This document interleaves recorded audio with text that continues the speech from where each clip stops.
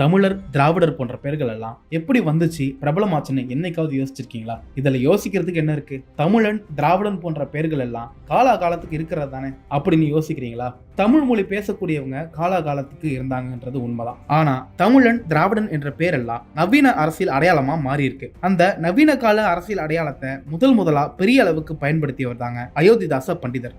சென்னையில 1845 மே 20 அயோத்திதாசர் பிறந்தாரு. அவரோட தாத்தா கந்தப்பன், அப்பா கந்தசாமியை போலவே அயோத்திதாசரும் வைத்தியம், ஓலைச்சுவடி வாசிப்பு, நாள்கோள் கணிப்பு, ஜோதிடம், இலக்கியம் என எல்லாத்திலும் கை தேர்ந்தவர். போகர் 700, அகத்தியர் பரிபாஷை 200 போன்ற மருத்துவ சம்பந்தமான புத்தகத்தை அச்சுக்கு கொண்டு வந்த கவிராஜ வி அயோத்திதாச பண்டிதரிடம் மாணவராக சேர்ந்தார். காத்தவராயன் என்ற அவரோட பெயரை அயோத்திதாசர் என மாத்திக்கிட்டாரு. 1870 நீலகிரியில அத்வைதானந்த சபையை தொடங்கி தேயிலை தோட்ட பணியாளர்கள், பழங்குடியின மக்களை ஒன்னு சேர்த்து சாதிபேத உணர்வை ஒழிக்க பாடுபட்டார். நீலகிரியில் 17 ஆண்டுகள் சமூக சேவையோட சேர்த்து மருத்துவமும் பார்த்தாரு.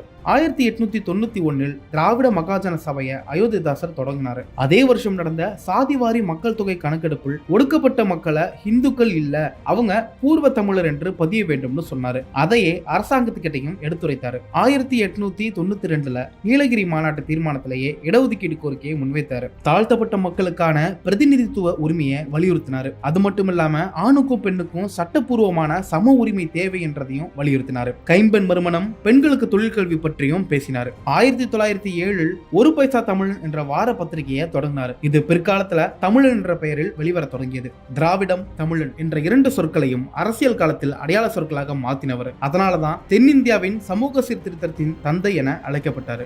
குட்டி ஹிஸ்டரியை லைக் பண்ணுங்க, ஷேர் பண்ணுங்க, சப்ஸ்கிரைப் பண்ணுங்க.